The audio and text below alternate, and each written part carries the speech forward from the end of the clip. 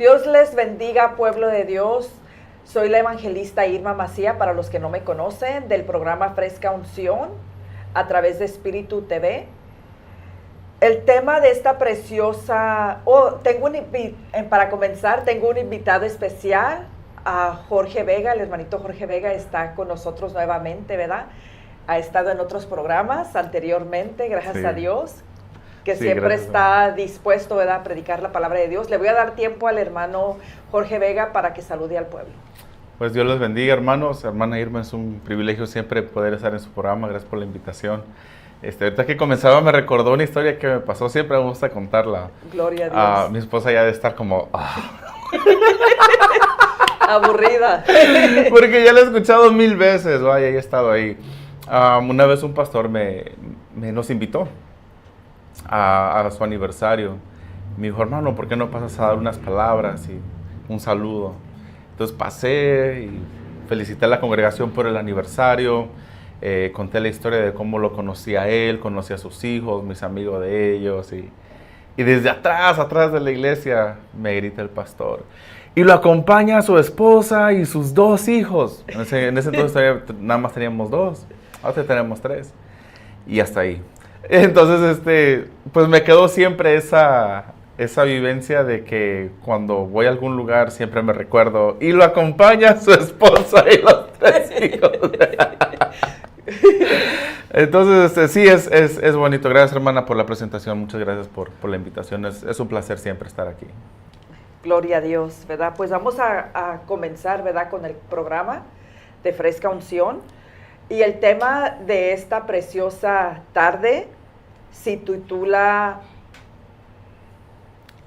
¿Cuál era el tema? Era producción nos ayudó con el tema. Sí. Era un tema para reflexionar. Sí, un tema para reflexionar. ¿Verdad? Es para... Se nos olvidó, disculpen. Gloria a Dios. Ahí está en la pantalla un tema para reflexionar. Y está en Eclesiastés, capítulo 4, versículo 9 al 14. ¿Gustaría leer la palabra? Claro que sí. Para comenzar. Ok, va a ser Eclesiastés capítulo... Y comience usted con la prédica también, con la enseñanza. Claro, vamos a leerlo aquí en el Eclesiastés capítulo 12, verso 9. Ok. Dice, y cuanto más sabio fue el predicador, tanto más enseñó sabiduría al pueblo, e hizo escuchar, e hizo escudriñar, y compuso muchos proverbios. Procuró el predicador hallar palabras agradables y escribir rectamente palabras de verdad. Las palabras de los sabios son como aguijones, y como clavos hincados son las de los maestros de las congregaciones dadas por un pastor. Ahora, hijo mío, a más de esto sea amonestado. No hay fin de hacer muchos libros, y el mucho estudio es fatiga de la carne. El fin de todo el discurso oído es este: teme a Dios y guarda sus mandamientos, porque esto es el todo del hombre. Porque Dios traerá toda obra a juicio, juntamente con toda cosa encubierta, sea buena o sea mala. A mí me gusta mucho una versión también, que es la Nueva Traducción Viviente. Me gusta leer diferentes versiones del mismo tema o de la misma lectura, porque todas las versiones dicen en esencia lo mismo, pero en diferentes palabras. Entonces, en las diferentes palabras es como un rompecabezas que uno va armando y se va ampliando el cuadro de lo que quiere decir. Esta es una de mis versiones favoritas. Hay muchas versiones, hay muchas revisiones y todo eso. Pero para no entrar mucho al tema de las versiones y todo, ese es el motivo por el cual me gusta leer diferentes versiones. Mismo mensaje, pero diferentes palabras, diferentes perspectivas. Entonces, yo lo que quisiera que viéramos antes de entrar al tema, para reflexionar, el significado de Eclesiastés. Estamos leyendo el libro de Eclesiastés. Es un libro que no mucha gente lee porque no le entienden o porque está en el Antiguo Testamento, pero es un libro muy, muy hermoso escrito por Salomón. Entonces, el significado de Eclesiastés, tanto en su nombre como en contenido, se centra en la idea de vanidad, o por decirlo así, lo absurdo de la vida humana. Entonces, el nombre Eclesiastés, Kohelet en hebreo, significa predicador o el que convoca asamblea, sugiriendo que una figura que reflexiona sobre la vida y su falta de propósito duradero. Entonces, muchas veces nos afanamos con el propósito de la vida. ¿Qué voy a hacer cuando sea grande? ¿Qué voy a hacer con mi vida? Se me está pasando los años, hay más tiempo que vida, no he logrado nada, no he hecho nada. Bueno, aquí nos está diciendo todo el libro. Podemos ver pasajes famosos como todo tiene su tiempo. Podemos ver pasajes conocidos también como todo es vanidad debajo del sol, no hay nada nuevo debajo del sol. Entonces, en estas reflexiones finales, nos está diciendo, nada tiene sentido, dice el maestro, ningún sentido en lo absoluto. Muchas veces podemos quebrarnos la cabeza y pensar en varias cosas, pero al final de todo, el único sentido o el único propósito que le encontramos a la vida es Dios. Dice, ten en cuenta lo siguiente, el maestro fue considerado sabio y le enseñó a la gente todo lo que sabía. Escuchó con atención muchos proverbios, los estudió y los clasificó. Proverbios son como frases sabias, frases que nos ayudan a discernir. Entonces, muy bueno. Entonces aquí él los estudió y los clasificó, los puso en su orden. Estos proverbios son como cuando vas a atender a lugares, vas a tener encuentros sociales. Como uno de ellos es que me gusta mucho, ponte un cuchillo en la garganta si te sientas con alguien a comer. Entonces uno lo escucha y dice, ¿cómo poner un cuchillo en la garganta literalmente? Pero lo que está diciendo es, ten cuidado con lo que hablas cuando te sientes con alguien importante a comer. Cuando te vayas a sentar a comer con alguien que te va a invitar, no pidas un platillo más caro que el del que te está invitando. O sea, es cortesía. Si usted me invita a comer, yo no voy a pedir un bistec cuando usted se está pidiendo tal vez una ensalada. Lo sabio o lo cortés sería pedir una ensalada igual que usted. Entonces los proverbios tienen mucha sabiduría en encuentros sociales. Tienen mucha sabiduría también en la vida cotidiana. Tienen mucha sabiduría en lo que se refiere a buscar la sabiduría, procurar la inteligencia. Entonces nos dice más adelante el verso 10, el maestro se esmeró por encontrar las palabras correctas para expresar las verdades con claridad. Es muy importante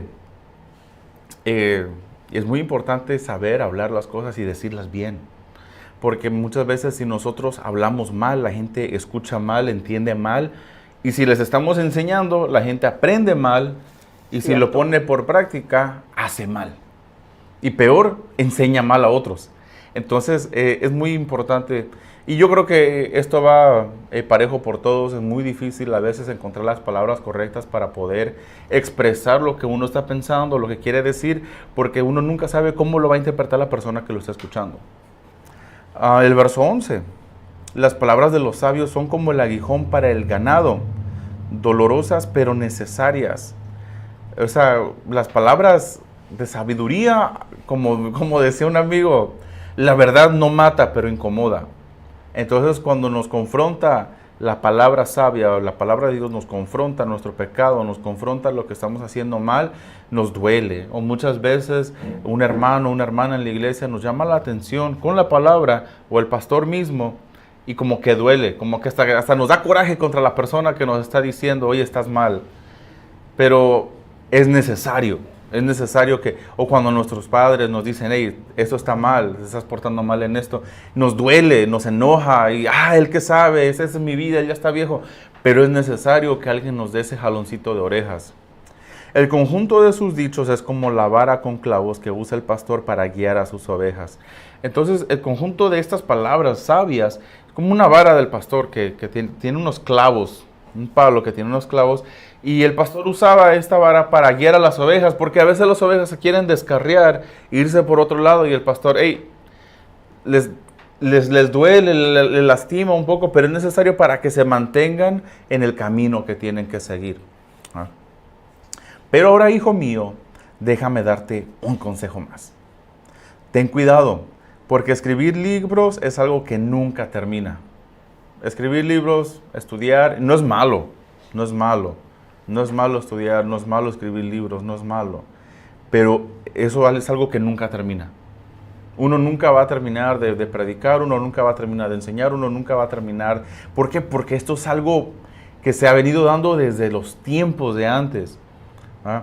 Y estudiar mucho te agota.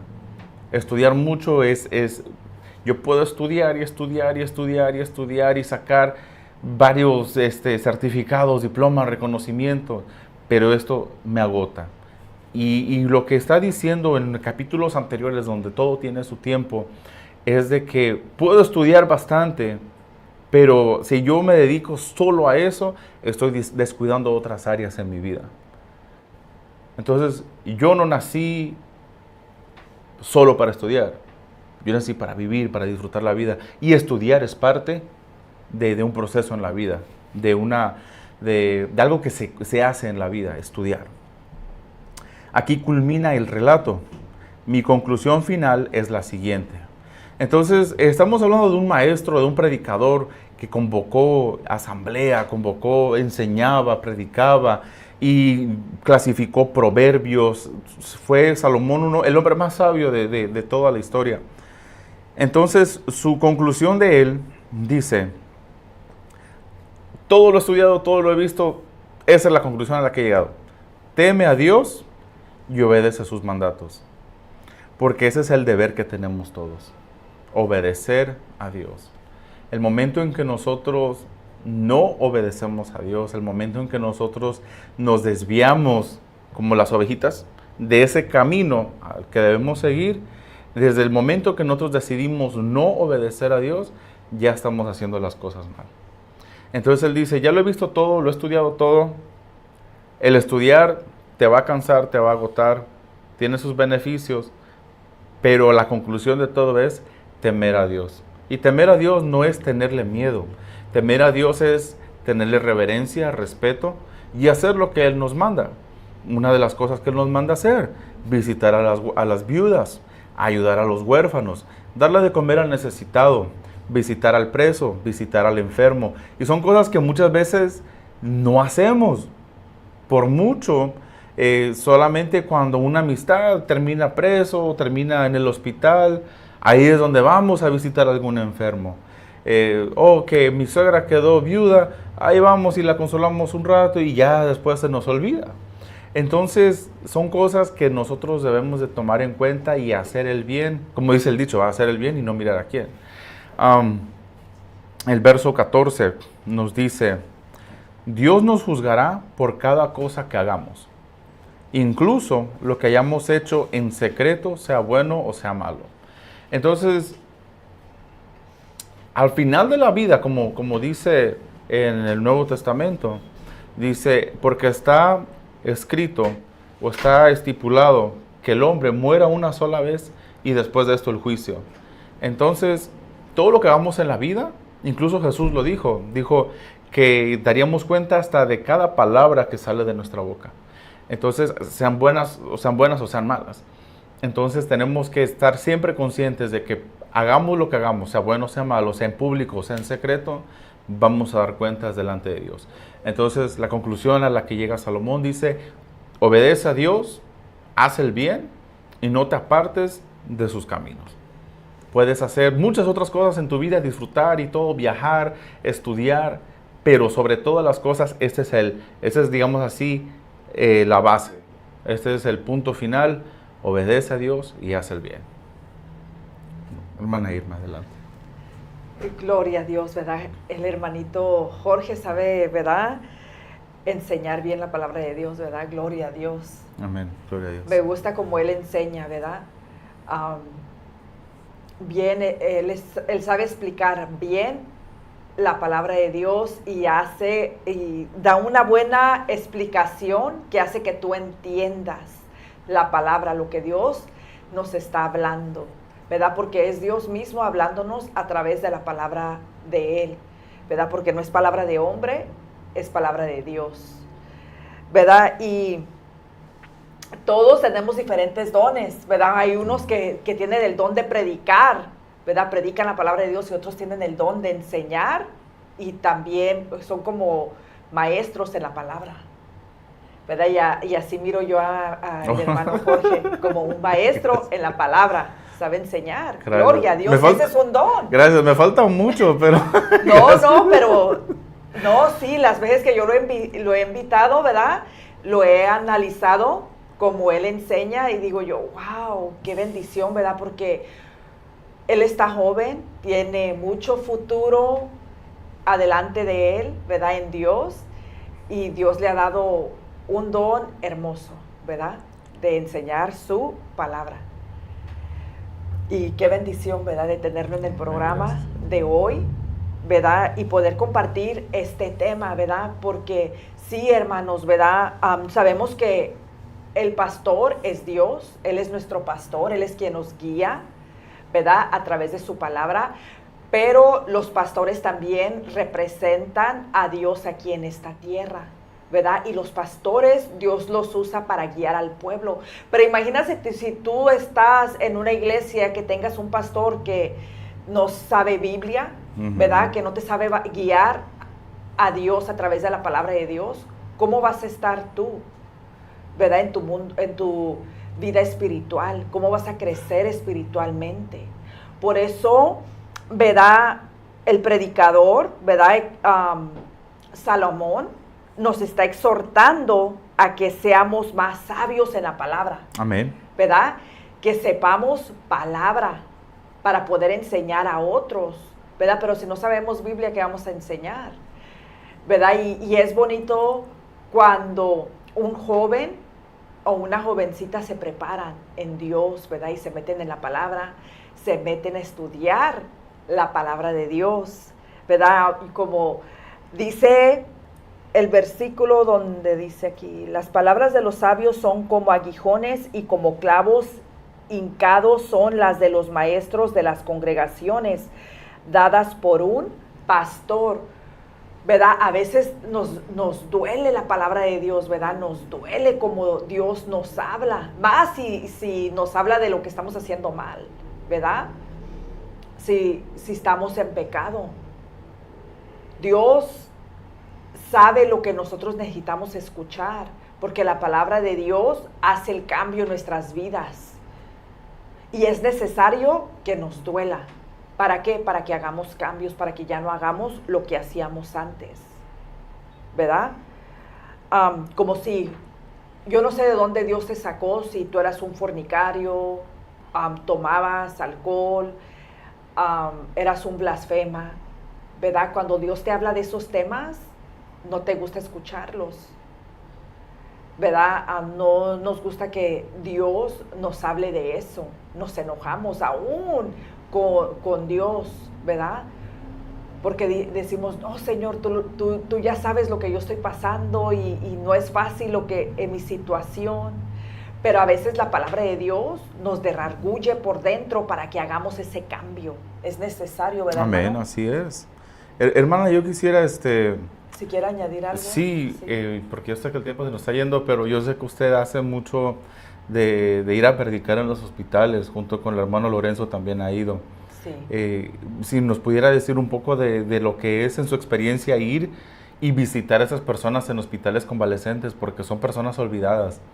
Yo llegué a trabajar en un hospital convalescente y llegué a mirar de que muchos pacientes no son visitados por la familia, o a veces cuando llega la familia a visitar 1 hora, no más de 1 hora y media, y se van, y es como de vez en cuando que llegan a visitar. Entonces estas personas están necesitadas de amor, están necesitadas de palabra de Dios, están necesitadas de una persona que llegue, platique con ellos, que les preste su atención, que les preste su tiempo. En su experiencia, ¿qué es lo que usted ha vivido cuando usted va a los hospitales a predicar, a evangelizarlos? En mi experiencia, pues la verdad, a mí me gusta servirle al Señor, ¿verdad? Porque no lo hago para el hombre, todo lo que hagamos hay que hacerlo para Dios. Amén. ¿Verdad? Porque de Él vamos a tener la recompensa, ¿verdad? Y la verdad, para mí es un privilegio, ¿verdad? Hacerlo, ¿verdad? Porque de mirar las almas, la necesidad, ¿verdad? Muchos no se pueden mover, están en sillas de ruedas, otros no pueden hablar, ¿verdad? Y es una tristeza lo que ellos pasan, ¿verdad? Y podemos mirar de que otros, como decía el hermano, están olvidados por la familia, ¿verdad? Había un caso de un ancianito una vez, cuando estaba más joven, fui a un hospital convaleciente a predicar y el ancianito no sabía que su esposa se había muerto.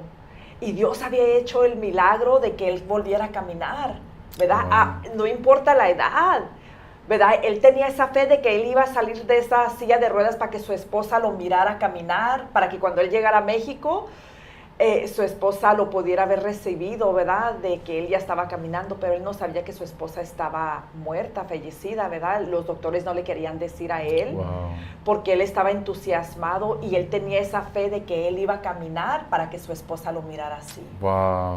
¿Verdad? Que Dios le iba a dar ese deseo y Dios lo hizo, ¿verdad? Él podía caminar, se paraba de la silla. Que esa es es un milagro, sí. De lo que Dios hace, ¿verdad? Y esa fe, ¿verdad? Lastimosamente su esposa ya estaba fallecida, ¿verdad? No lo podía ver así, ¿verdad? Pero él estaba contento. Y él de ahí se agarraba de tener esa fe porque quería.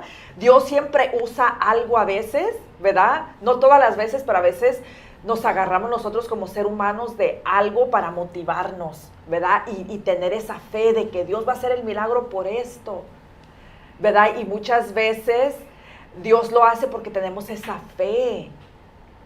Aunque hay personas que tienen fe, ¿verdad? Y Dios, como hay personas que dicen, sí, yo tengo fe que Dios me va a sanar, pero Dios se los lleva. Y a veces estamos confiando de que Dios va a sanar a alguien y Dios se los lleva, ¿verdad? Se mueren. Y decimos, Señor, ¿qué pasó aquí? Yo tenía fe, yo creía. Pero algo que yo he aprendido de siervos de Dios, que Dios no pierde ninguna batalla. Todas las tiene ganadas. Y en el cielo no hay enfermos. Él te sana y te lleva con Él. ¿No has visto a una persona que Dios la sanó de cáncer y después se muere? ¿No han escuchado de eso? Hay personas que Dios los sana, pero Dios se los lleva. Dios no los deja aquí, porque en el cielo no hay enfermos. Y Dios sabe lo que hace. Él nos sana, Él no pierde ninguna batalla porque Él conoce tu fe. Teníamos fe de que los iba a sanar y Dios los sana y se los lleva. ¿Verdad? Porque de que se levanta, su alma se levanta de esa cama. Ya no están allí.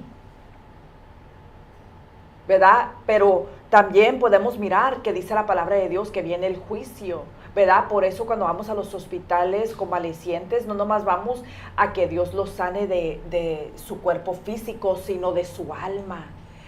Que ellos tengan una relación con Dios, que ellos se conviertan al Señor y que le den su vida al Señor, que abran su corazón para si Dios los llama a cuentas, ellos se vayan con Dios.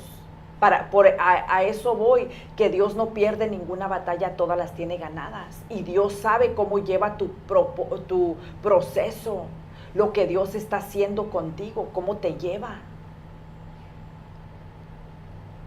Por eso a veces cuando Dios te va a sanar, te mete en un proceso, hay un proceso en la sanidad.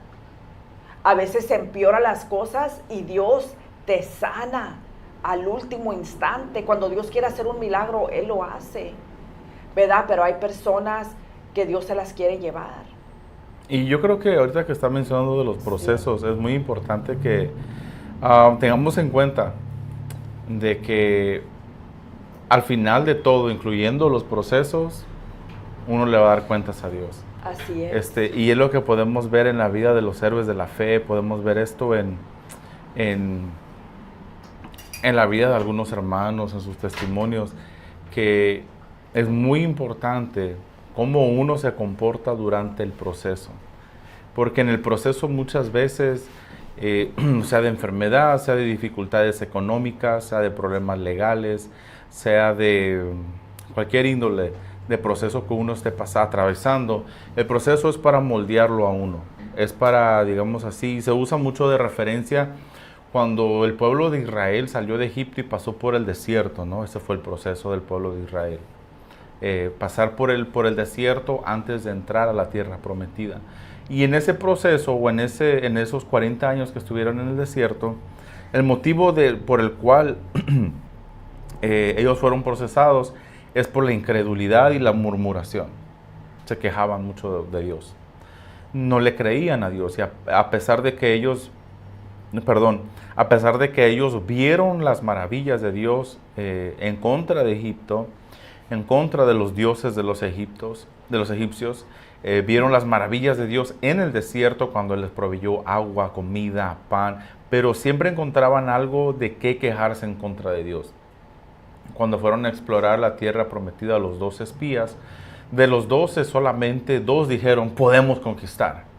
Pero los otros 10 dijeron, no podemos hacerlo.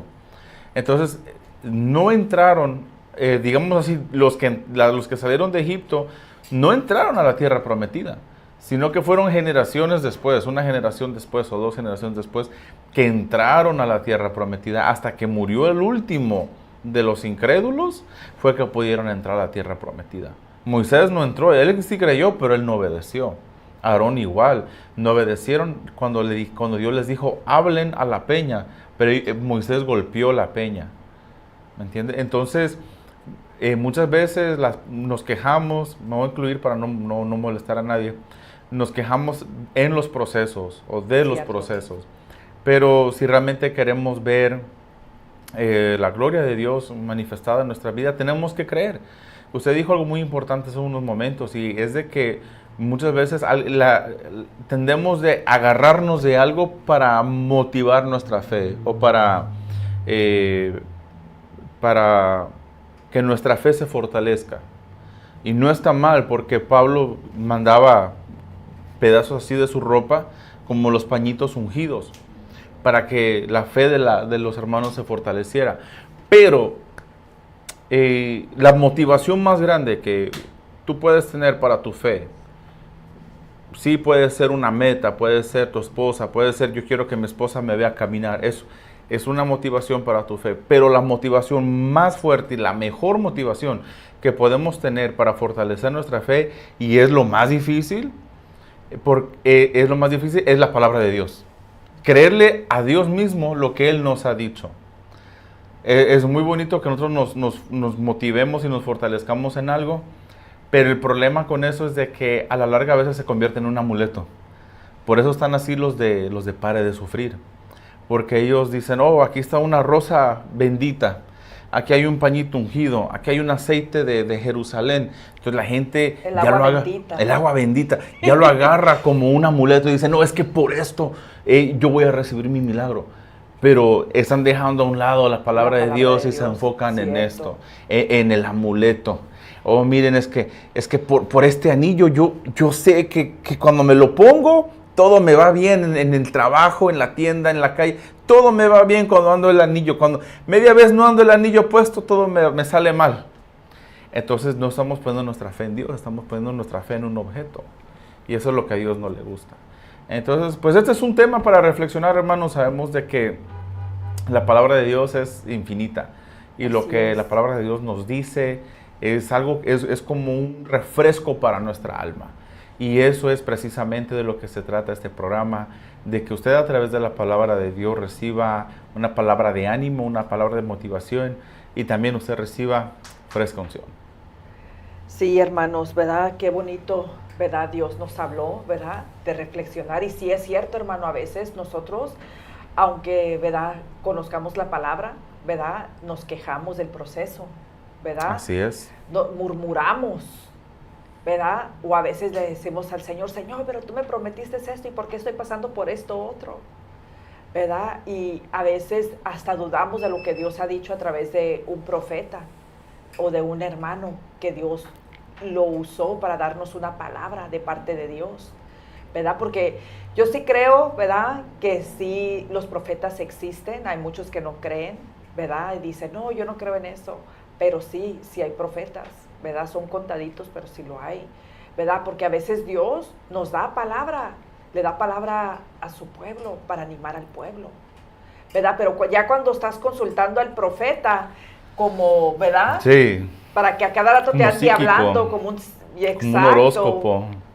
Hasta muchos les pagan para que les profeticen, les dan dinero. Y no trabaja así. El don de Dios no se compra con dinero y es Dios el que te da esa palabra. Y a veces Dios no te habla, a veces Dios hasta le cierra la boca al profeta para que no te dé palabra.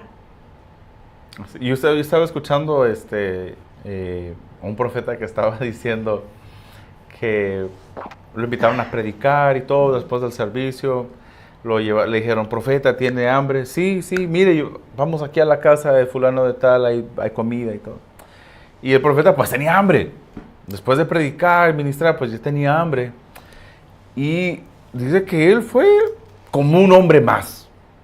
Un hombre más, un hermano más. Llegó a la casa, lo saludaron y le dieron de comer, pero toda la gente alrededor de él se le quedaba viendo con ansias, con ganas o esperando que él les empezara a profetizar y a dar una palabra.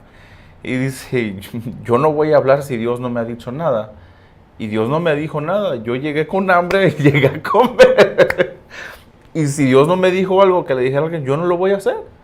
Y la gente poco a poco se empezaron a ir. Y el hermano que lo llevó le dice, profeta, la gente está esperando que les digas algo. Y dice, yo no voy a hablar si Dios no me ha hablado. Exacto. Yo llegué a comer, yo no llegué a ministrar. Entonces, eso nos dice que los profetas o el que tiene don de profecía no es como un horóscopo, no es un Walter Mercado, ¿entiende? Es una persona que Dios usa cuando Dios quiere. Y cuando Dios habla, hay palabra. Pero si Dios no ha dicho nada, no hay necesidad de empezar a inventar o solamente porque la gente quiere oír algo. Así es como se corrompe la palabra o el ministerio. Es.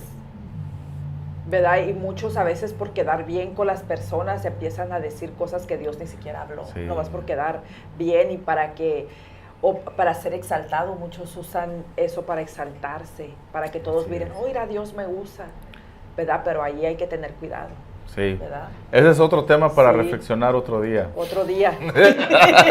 Porque ya se acabó el tiempo, ¿verdad? ¿Quiere hacer la oración de fe?